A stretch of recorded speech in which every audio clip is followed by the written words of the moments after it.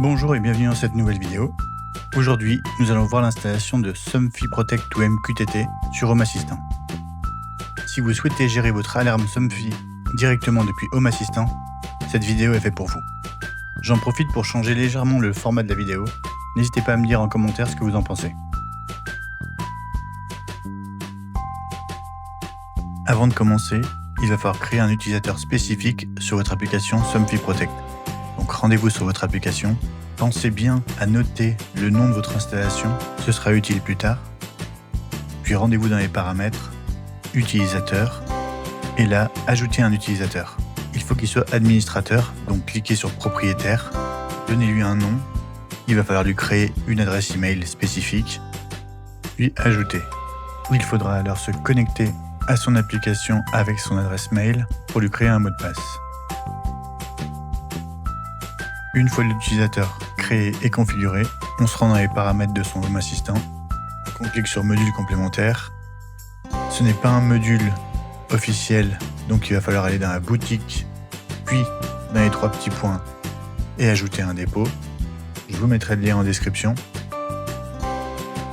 On ajoute, on ferme, puis on recherche Somfy. On clique sur le premier. Puis sur Installer.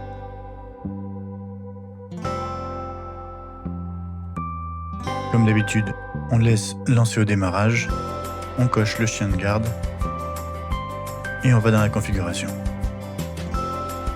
Dans Username, on rentre l'adresse email créée en début de vidéo. Dans Password, son mot de passe associé. Au niveau du site, c'est le nom de l'installation que je vous ai fait noter également en début de vidéo. La partie Home Assistant Config est là pour rendre obligatoire ou non un code à l'activation ou à la désactivation de l'alarme. Il faudra par contre bien noter le code spécifique à l'utilisateur créé. Dans la partie MQTT, host, vous rentrez votre adresse IP. Le port, on ne touche pas. Username, c'est le nom de votre utilisateur MQTT. Je vous conseille de créer un utilisateur spécifique. J'en parle dans ma vidéo sur l'installation de MQTT sur Home Assistant. Je vous le mets en accès rapide. Pour le reste, on laisse la configuration de base. Une fois terminé, on enregistre, on retourne dans les infos et on démarre. Une fois démarré, on vérifie le journal. Il nous trouve toute notre configuration. On peut donc aller vérifier dans MQTT, paramètres, appareil et services, MQTT. On voit apparaître tous nos appareils. Il restera simplement à les configurer en les renommant et en leur affectant une pièce.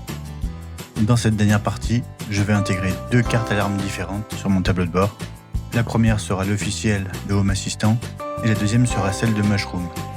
J'ajoute une nouvelle carte. Je sélectionne panneau d'alarme. La configuration est assez simple. Et le panneau de code s'affiche uniquement parce que j'ai activé l'option dans la configuration. Sinon, il est absent.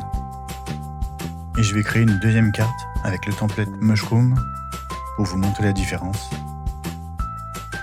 Mushroom Alarm Control Panel Card. Je préfère la disposition verticale. Je vais activer le mode nuit comme pour l'autre. Et on enregistre. On note tout de suite que la carte Mushroom est beaucoup plus condensée.